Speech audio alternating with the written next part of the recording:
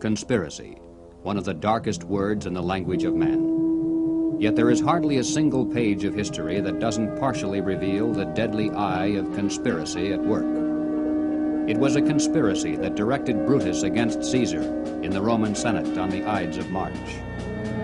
It was a conspiracy that plotted the betrayal of West Point by Benedict Arnold during the American Revolution. It was a conspiracy that led John Wilkes Booth to the assassination of President Lincoln on Good Friday, 1865. The past record of man is burdened with accounts of assassinations, secret combines, palace plots, and betrayals in war. The tenet of conspiracy has been a dominant force in all history.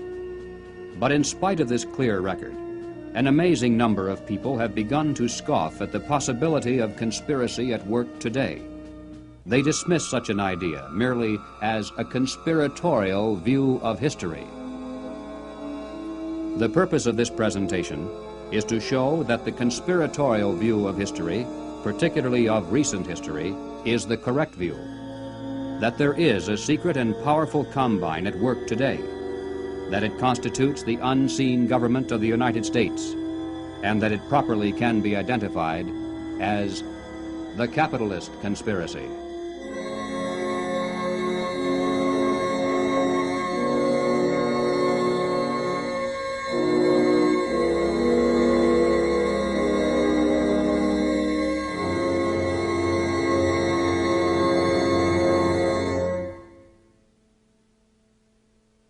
In 1963, the nation was held spellbound by the testimony of gangster Joe Valachi as he exposed the inside workings of the international crime syndicate known as the Cosa Nostra, or the Mafia. No matter how carefully criminal conspiracies are organized, eventually they're exposed because someone on the inside goes to the authorities and talks. The same is true with political conspiracies. For instance, over the years, there has been a steady stream of defectors from the communist apparatus, and through their testimony, we now have a clear idea of how that conspiracy is organized and operated. But one large piece of the puzzle always has been missing. It's a matter of record that some of the greatest help to world communism often has come from prominent and respectable leaders within the United States. Obviously, these men are not communists. As a matter of fact, most of them are extremely wealthy and are thought of as capitalists who supposedly would have the most to lose under socialism and communism. And yet the record is disturbingly consistent, and Americans repeatedly have asked why. Why have some of the richest people in the United States, both in and outside of government, aligned themselves with leftist policies that would appear to be the path to their own destruction? And if there is a conspiracy at work among these men, why hasn't someone on the inside exposed it? The answer is, someone has. Dr. Carroll Quigley is a professor of history at Georgetown University.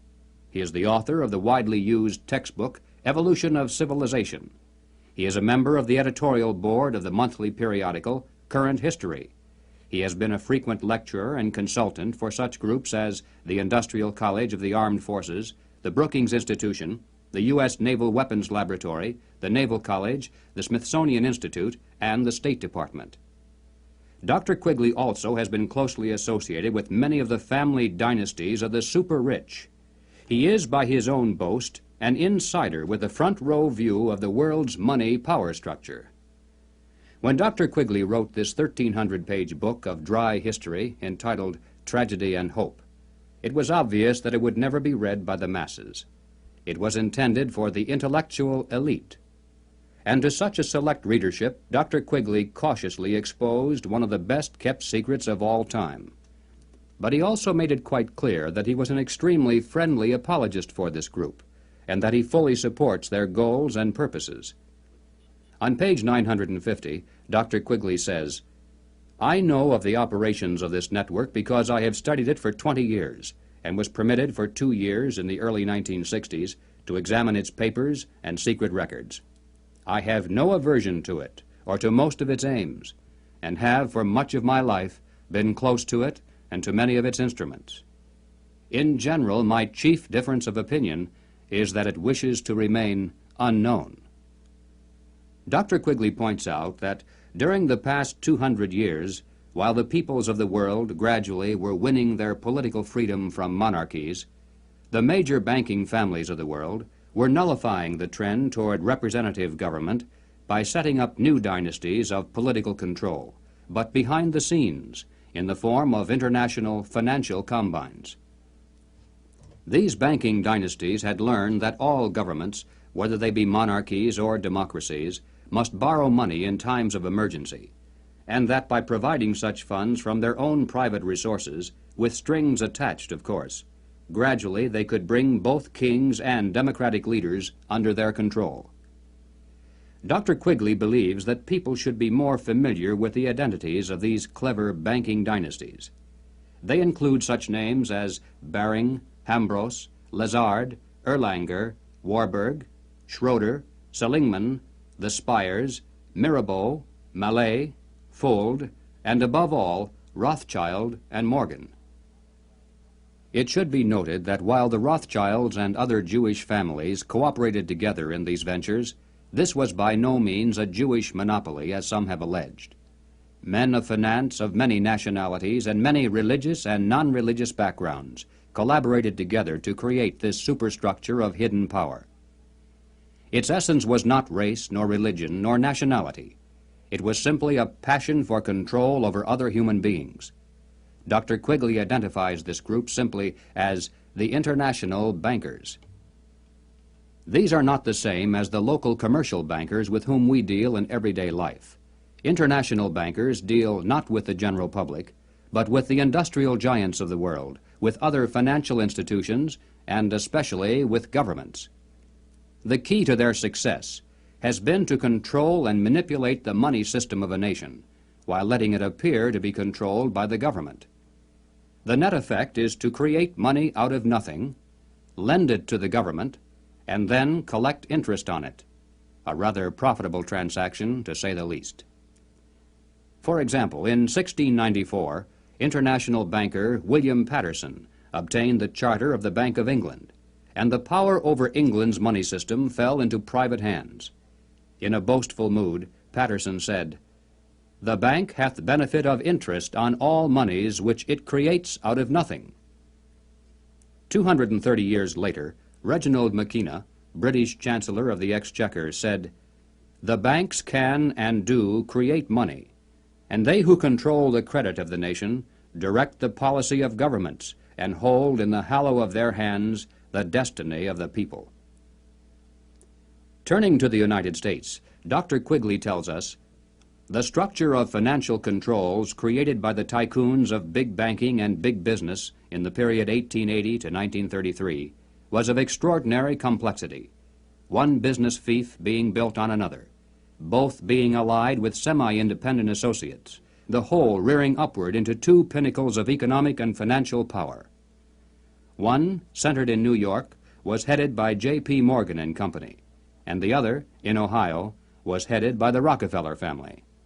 When these two cooperated, as they generally did, they could influence the economic life of the country to a large degree, and could almost control its political life, at least on the federal level. In the United States, it was inevitable that the international banking interests would attempt to establish the same kind of private monopoly over the money system that they had achieved in England, France, Germany, Italy, and Switzerland.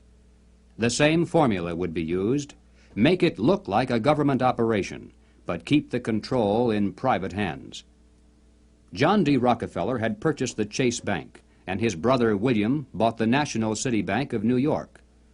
The Rockefeller Chase Bank was later merged with the Warburg's Manhattan Bank to form the Chase Manhattan, one of the most powerful financial combines in the world today. Acting in concert with the Morgan banking dynasty, they spent untold millions of dollars to promote legislation that would grant to them a private franchise over this nation's money system. To sell this scheme to the voters, the monopolists created the propaganda line that the proposed banking law somehow would work against the monopolies. Politicians took up the cry, "Banking reform," and "Down with Wall Street." And then, to make it look convincing, the financial tycoons publicly pretended to oppose the measure, all the while financing it behind the scenes. On December 22, 1913, the Federal Reserve Act finally was passed into law. Something known as the Federal Reserve System came into being, and with it, total control over the nation's money fell into private hands. The Federal Reserve System solely is responsible for creating money in the United States. The Treasury prints only what the Federal Reserve tells it to print. The far greater amount of checkbook money is also determined by this group. Yet it is not a government agency and is entirely beyond the reach of the American voter. Technically, the stock of the Federal Reserve System is held by 12 privately owned national banks that make up the system. These, in turn, are owned primarily by the private banking dynasties that work so hard to bring that system into being. By law, the 7 members of the Federal Reserve Board are appointed by the President for a term of 14 years each. In spite of the incredible length of these appointments, nevertheless, they're supposed to create the illusion that the people, acting through their elected leaders, have some voice in the nation's monetary policies. In practice, however, every president since the beginning of the Federal Reserve System has appointed only those men who were congenial to the financial interests of the international banking dynasties. There have been no exceptions. It is now known that the original Federal Reserve Board was handpicked by Colonel Edward Mandell House, who early in his career had represented British and American banking interests. The intimate papers of Colonel House, edited by Charles Seymour, reveal House as the unseen guardian angel of the Federal Reserve System. In the words of Mr. Seymour, the Schiffs, the Warburgs, the Kahns, the Rockefellers, and the Morgans had faith in House. In 1912, Colonel House authored this book entitled Philip Drew, Administrator. The hero, a thinly disguised version of himself in real life, was a behind-the-scenes manipulator of prominent political figures. In the disguised form of a novel, the book lays bare the general strategy that has been followed ever since, even to the very present. It tells of how a small group of insiders cause a depression, and then bring about the election of a man named Rockland. Rockland gives fireside chats and launches a program called the New Era to strengthen government control over the masses. Eventually, the insiders who control the government weaken the country deliberately to the point of civil war, which provides them with the excuse for establishing a dictatorship under Philip Drew. Colonel House was the man who selected Woodrow Wilson as a presidential candidate and later became his principal advisor. Wilson was totally dependent on House for all political decisions. He was his alter ego. The president himself had written, "Mr. House is my second personality. He is my independent self.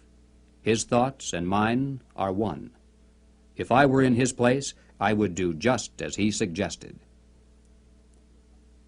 When the federal government goes into debt, it borrows that money from the Federal Reserve System. The national debt presently is at the 400 billion mark. Just to pay the interest on this debt, taxpayers are forced to contribute over $20 billion every year. And remember, that is interest on money created out of nothing. At National Convention time, $20 billion can determine far more politics than all the shouting and placard waving and brass bands combined. And one can only imagine the economic and political pressures that are brought to bear on a candidate seeking public office. Pressures and commitments to make sure that, if elected, the new president will make the correct appointments, not only to the Federal Reserve Board, but also to ambassadorial posts, government agencies, the cabinet, and even the Supreme Court. This is why, through the years, administrations change, party labels change, but major policies do not. In 1870, a wealthy British socialist by the name of John Ruskin was appointed as Professor of Fine Arts at Oxford University in London. He taught his students that the state must take control of the means of production and organize them for the good of the community as a whole. but he advocated placing control of the state into the hands of a single dictator. He said, "My continual aim has been to show the eternal superiority of some men to others, sometimes even of one man to all others." Dr. Quigley tells us, Ruskin spoke to the Oxford undergraduates as members of the privileged ruling class. He told them that they were the possessors of a magnificent tradition of education, beauty, rule of law, freedom, decency, and self-discipline, but that this tradition could not be saved unless it could be extended to the lower classes in England itself and to the non-English masses throughout the world. Ruskin's message had a sensational impact. His inaugural lecture was copied out in longhand by one undergraduate, Cecil Rhodes, who kept it with him for 30 years. Cecil Rhodes made one of the world's greatest fortunes. With help from international bankers, he was able to establish a virtual monopoly over all the diamonds that came from South Africa, and most of the gold as well. Throughout his entire life, Cecil Rhodes spent most of his vast income to promote the ruling class ideas of John Ruskin. Many people are familiar with the world-famous Rhodes Scholarships, which were established to promote the less controversial aspects of John Ruskin's dream. But very few are familiar with the fact that in 1891, Cecil Rhodes established a secret society to promote the rest of that dream. Dr. Quigley explains, in this secret society, Rhodes was to be leader. Stead, Brett, Lord Esher, and Milner were to form an executive committee. Arthur Lord Balfour, Sir Harry Johnston, Lord Rothschild, Albert Lord Grey, and others were listed as potential members of a circle of initiates, while there was to be an outer circle known as the Association of Helpers, later organized by Milner as the Round Table Organization. Here, then, was the classic pattern of political conspiracies throughout all history. At the center, usually depicted as the all-seeing eye, there is a tiny group in complete control, with one man as the undisputed leader. Next comes a circle of secondary leadership that for the most part is completely unaware of an inner core. They are led to believe that they are the innermost ring. In time, as these conspiracies are built from the center out, they form additional rings of organization. Those in the outer echelons usually are poor idealistic souls with an honest desire to improve the world. They never suspect an inner control for sinister purposes, and only those few who demonstrate a ruthless capacity for higher leadership are ever allowed to see it. After the death of Cecil Rhodes, the inner core of his secret society fell to the hands of Lord Alfred Milner, Governor-General and High Commissioner of South Africa. As director of a number of public banks and corporate precursor of England's Midland Bank, he became one of the greatest political and financial powers in the world. Milner recruited into his secret society a group of young men, chiefly from Oxford and Toynbee Hall, and, according to Quigley, through his influence, these men were able to win influential posts in government and international finance, and became the dominant influence in British imperial and foreign affairs up to 1939. Under Milner in South Africa, they were known as Milner's Kindergarten until 1910. In 1909 to 1913, they organized semi-secret groups known as Round Table groups in the chief British dependencies and in the United States. The Round Table Group in the United States promptly created an external organization known as the CFR, the Council on Foreign Relations. It is through this organizational ring and then outward, through tax-exempt foundations, universities, and government agencies, that the international capitalist conspiracy has dominated the domestic and foreign policies of the United States for over 50 years. Unless there is any doubt as to who is behind the CFR, Dr. Quigley tells us bluntly, in New York it was known as the Council on Foreign Relations and was a front for J.P. Morgan and Company in association with the very small American Round Table Group. The CFR building is located on the west side of fashionable Park Avenue in New York. Although it definitely is not the center of the conspiracy, and although practically none of its members are aware of an inner control, nevertheless it is semi-secret in its operation. It shuns publicity, and members are sworn not to disclose to the public the proceedings of its conferences and briefings. It has a formal membership of 1,400 elite personalities. In Harper's Magazine of July 1958, there is an article entitled School for Statesmen, written by CFR member Joseph Kraft. Kraft revealed that one of the chief architects for the CFR was none other than Colonel Edward Mandell House. At the time of writing this article, Mr. Kraft boasted that the CFR membership even then included the President, the Secretary of State, the Chairman of the Atomic Energy Commission, the Director of the Central Intelligence Agency, the Board Chairman of 3 of the country's 5 largest industrial corporations, 2 of the 4 richest insurance companies, and 2 of the 3 biggest banks, plus the senior partners of 2 of the 3 leading Wall Street law firms, the publishers of the 2 biggest news magazines and of the country's most influential newspaper, and the presidents of the big 3 in both universities and foundations, as well as a score of other college presidents, a scattering of top scientists and journalists. The CFR, from behind the scenes, has dominated this nation for decades. CFR members include top executives and journalists for the New York Times, the Washington Post, the Chicago Daily News, Harper's, Look, Time, Life, Newsweek, U.S. News and World Report, CBS, NBC, MGM. They include directors of the Ford Foundation, the Rockefeller Foundation, the Carnegie Endowment Fund. They include Presidents Hoover, Eisenhower, Johnson, and Nixon, Secretaries of State Stettinius, Atchison, Dulles, Herter, and Rusk, a fantastic percentage of the President's Cabinet, undersecretaries, the Federal Reserve Board, ambassadors to other countries, Supreme Court justices, and presidential advisors. The average American has never heard of the CFR, yet it is the unseen government of the United States. It's a sobering fact that the hidden power structure of international finance has exerted tremendous influence over public opinion in this country through its virtual control of higher education and major segments of mass communications. The human mind is like a computer. No matter how efficient it may be, its reliability is only as great as the information fed into it.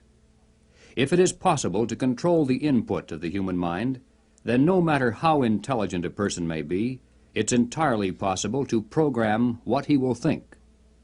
And yes, it's even possible to program people to laugh at the mere mention of the word conspiracy. Such programming, of course, can work in both directions.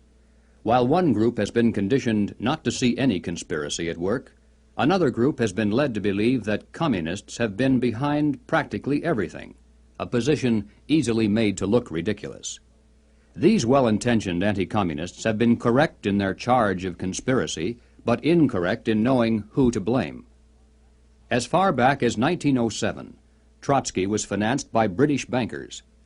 By 1917, the major financing for the communist revolution in Russia was coming through Lord Alfred Milner, the leader of that inner core within the Roundtable groups and the CFR. In America, Jacob Schiff of Kuhn, Loeb and Company gave $20 million to Trotsky. From Germany, millions more came from Max Warburg. The communist movement, not only in the United States, but around the world, always has been financed by the international banking establishment. Dr. Quigley explains why the establishment has never greatly worried about the communist movement in America. He says, "It must be recognized that the power that these energetic left-wingers exercised was never their own power or communist power, but was ultimately the power of the international financial coterie." In the 1950s, when the public became aroused over evidence of communist subversion in the federal government, it was a simple expedient to have a promising young congressman from California dramatically expose one communist agent. The establishment press gave it extensive coverage, the public was placated, and the obscure congressman became a national hero almost overnight. But when Congressman Reese of Tennessee began to investigate the link-up between Alger Hiss, the Carnegie Endowment, the Morgan Bank, and the interlocking tax-exempt foundations, the establishment press and the administration moved mightily against him. The pressures were so great that he was forced to abandon his investigation, and no one has dared to try it since. After a man has far more money than he possibly can spend for pleasures, what is left to excite him? For those with a ruling class mentality, the answer is power, raw power over other human beings. Money can buy such power only to a point. Beyond that, politics is the sport, and world politics is the ultimate game. For the purposes of this presentation, we have referred to those in the international power structure as capitalists. But these men are not really capitalists in the classical sense. They are merely rich socialists. They have gained their vast wealth not through honest competition and free enterprise, but by political influence and favoritism, the granting of government protection to eliminate competition, and by gigantic fraud of the money system, backed by government force. These men are striving to create a world superstate, with the expectation that from behind the scenes they will be the ones who will rule. Not free enterprise capitalism, but big government is the conspiracy's life force. World government is its ultimate goal.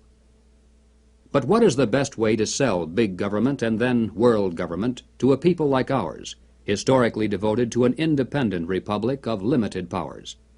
The answer is simple. In revolutionary literature, the tactic is known as pressure from above and below. It's the strategy that Colonel House laid down in his book, Philip Drew, Administrator. Deliberately create problems, and then offer only those solutions that result in the expansion of government. Create conditions so frightful at home and abroad that the abandonment of personal liberties and national sovereignty will appear as a reasonable price for a return to domestic tranquility and world peace. If those who seek world dominion can stimulate leftist mobs into violent confrontation with local law enforcement, and also provide exhaustive news coverage so that the entire nation can see and tremble, then the peaceful and freedom-loving majority can be programmed to accept a vast expansion of government powers and even a national police force, offered supposedly to end the violence.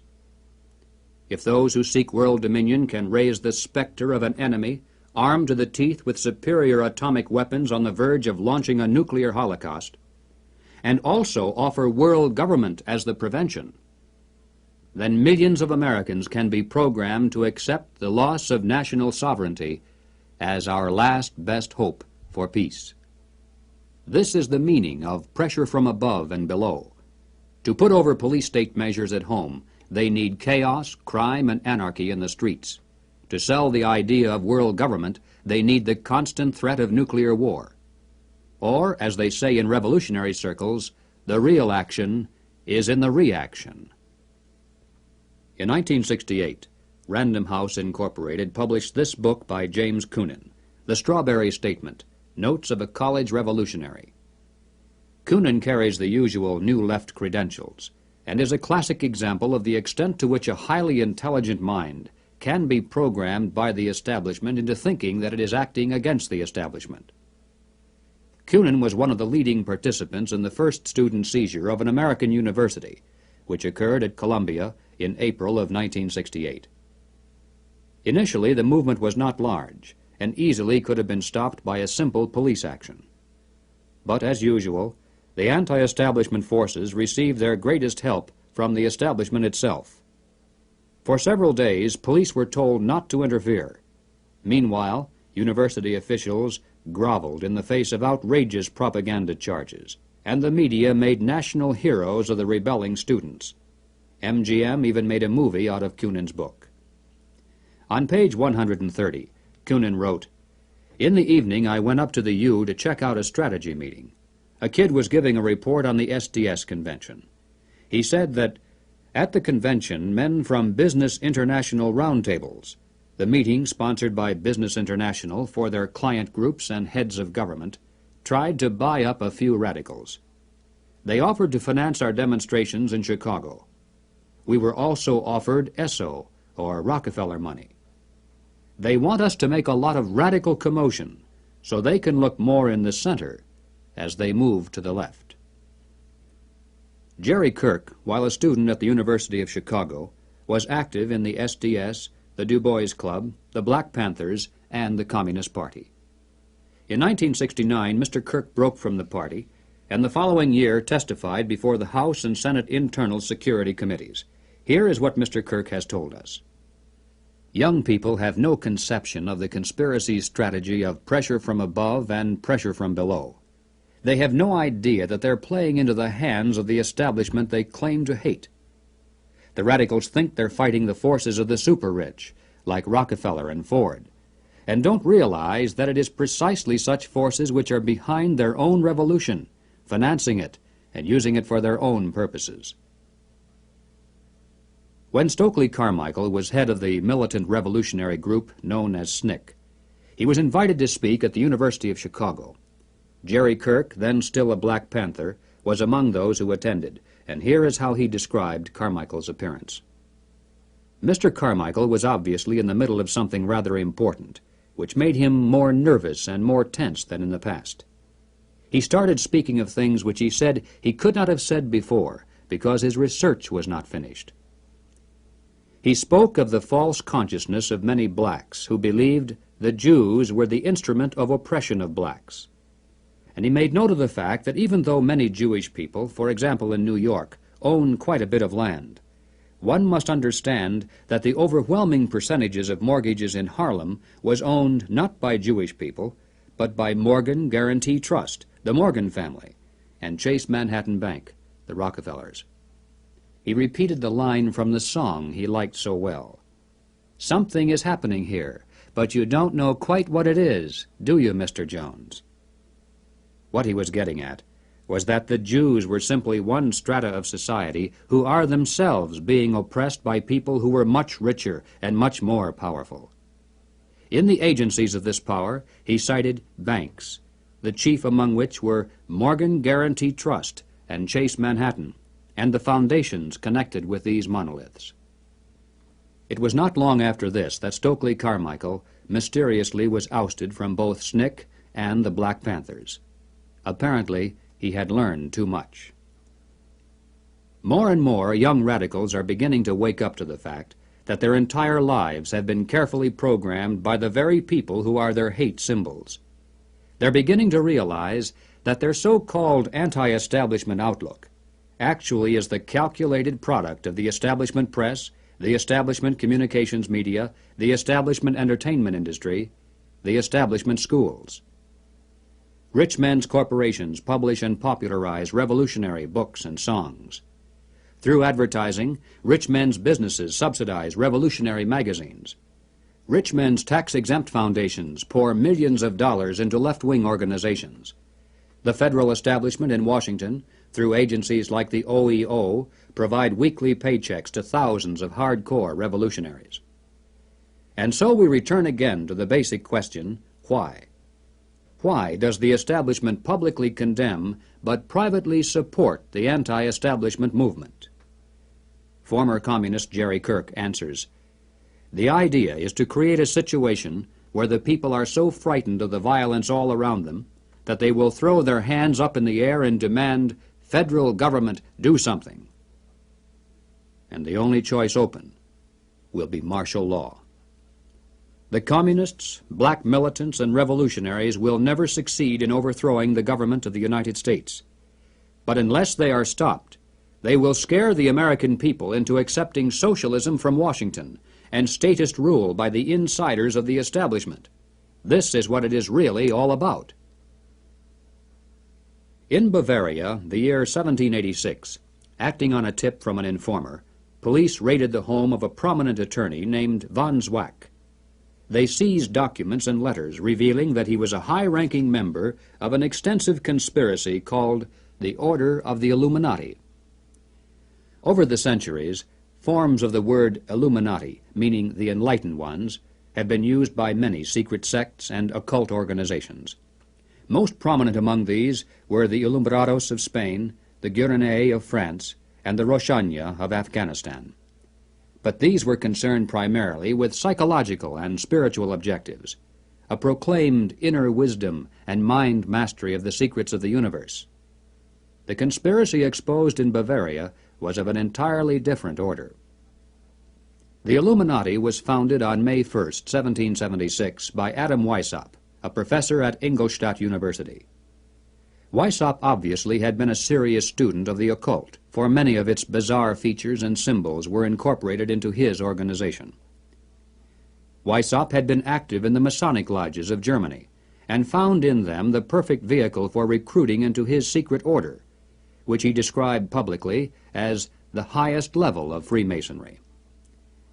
The Illuminati was formally incorporated into the Masonic lodges at the Congress of Wilhelmsbad in 1780. It should be noted that Freemasonry in England and America historically is quite different. Its members are characterized by the highest standards of integrity.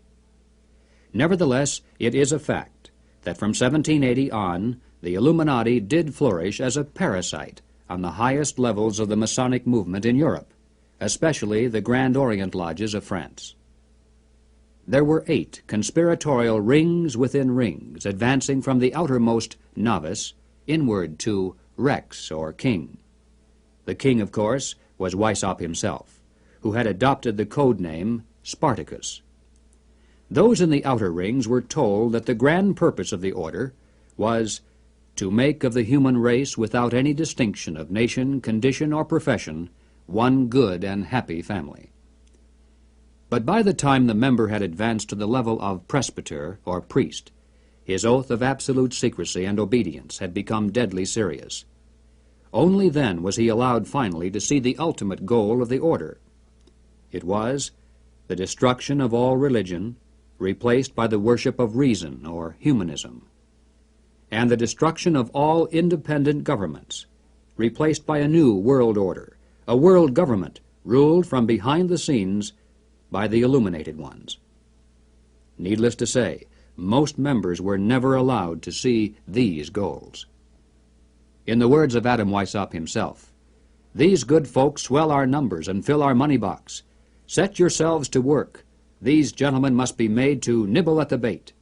But this sort of people must always be made to believe that the grade they have reached is the last." The public record of the Illuminati is quite thin, but it does show that before it was exposed briefly in 1786, it had already enjoyed immense success in attracting into its outer rings some of the most prominent men of Europe. Its roster included important names in both government and finance. It was the most important single force behind the French Revolution. Some years later, an obscure intellectual by the name of Karl Marx joined a conspiratorial circle called the League of the Just. Shortly afterward, this group reformed into still another organization called the Communist League, and in 1847 they commissioned Marx to write their policy statement for the public. It was called the Communist Manifesto. On the surface, the manifesto appealed to the workers of the world to arise against their capitalist exploiters. But it should be noted that the project was supervised by Friedrich Engels, a capitalist of substantial wealth. Marx himself was so unimportant that his name didn't even appear on the manifesto for the first 20 years after its publication. In 1920, just 3 years after the Bolsheviks seized Russia, Winston Churchill declared, "From the days of Spartacus Weishaupt to those of Karl Marx, to those of Trotsky, Bela Kun, Rosa Luxemburg, and Emma Goldman, this worldwide conspiracy has been the mainspring of every subversive movement during the 19th century, and now at last has gripped the Russian people by the hair of their heads." Each year, May 1st is celebrated by communists world over as a day of international solidarity. As mentioned previously, the Illuminati also was founded on May 1st. Undoubtedly, this is merely a coincidence. The symbol of the all-seeing eye is closely associated with the Illuminati. Like many other features of this conspiracy, apparently it was taken by Adam Weishaupt from the occult symbolism of ancient history. It appears today among the symbols of the Rosicrucians, the Freemasons, and many others around the world, including the Cao Dai in South Vietnam. Undoubtedly, it is merely a coincidence that the all-seeing eye now appears on the alternate side of the Great Seal of the federal government, and also on the $1 notes of the Federal Reserve System. At the bottom of the seal, in Roman numerals, there is the date 1776. This, of course, is the year of American independence. Undoubtedly, it is merely a coincidence that it is also the year of the founding of the Illuminati. But then, perhaps, none of this is merely a coincidence. Is it possible that both the communist and capitalist conspiracies have yet one more inner circle within the circle that is common to them both? Is it possible that both movements, unbeknownst to most of the people in them, are merely contemporary counterparts of a much older conspiracy? There is much evidence, far more than presented here, to indicate that this is the case, but frankly, we don't know. Until someone on the inside of such a master conspiracy decides to reveal its existence today, we simply have no way of finding out. But we do know that it is not impossible, and certainly not absurd. What then is our response? Fortunately, it's not necessary that we resolve the historical question of the conspiracy's origin. Regardless of whether there is one controlling group, or two cooperating, or three competing, or four, or 10, in practical terms of what can be done about it, our response must be the same. Conspiracy, as it operates at the highest level in the United States today, rests upon two solid foundations and enjoys the protection of shelter. If we could knock out its foundations, it would collapse, and if we could strip away its shelter, it would wither and die. The shelter is secrecy. The foundations are big government and manipulation of money. No conspiracy can stand the light of exposure. No conspiracy can rule the masses without the tool of an extensive government bureaucracy. And certainly no capitalist conspiracy can long survive without control over the nation's money. Expose the conspiracy. Reduce the size of government. Return our money to a standard that cannot be manipulated. This must be our response. In the limited time available, we have attempted to demonstrate that the conspiratorial view of history, particularly of recent history, is the correct view. Let us summarize now 7 major conclusions. 1. There is and has been for some time a conspiracy among some of the richest people in the world, a conspiracy that virtually owns the money systems of the major non-communist nations. This monopoly is protected by the power of the respective governments, and is used to perpetuate the conspiracy's vast wealth by the creation of money out of nothing. 2. In the United States, this monetary fraud is perpetuated through the Federal Reserve System. Although the executive branch theoretically has some control over this system through occasional appointments, in reality it is the system and those behind it who control the executive branch. 3. The capitalist conspiracy in this country surfaces to public view in the form of the semi-secret Council on Foreign Relations. Its members exercise their control over the nation through government, tax-exempt foundations, centers of education, and the mass communications media. 4. On the surface, the capitalist conspiracy appears to oppose communism. It spends billions of dollars in spectacular military displays of anti-communism all around the world, but never to the extent of seriously harming the enemy, and certainly not to the extent of defeating him. Meanwhile, behind the scenes, the conspiracy always has nourished and aided communism both at home and abroad. It does this not because it is pro-communist, but because it needs the appearance of a formidable foe and the chaos byproduct of a managed conflict to advance its own goal of totalitarian world government. 5. There is much evidence indicating that the capitalist and communist conspiracies both are directed by a single master conspiracy which may have continuity with the order of the Illuminati, which was founded 200 years ago. But this historical question is not nearly as important as the immediate question of what can be done about it today. 6.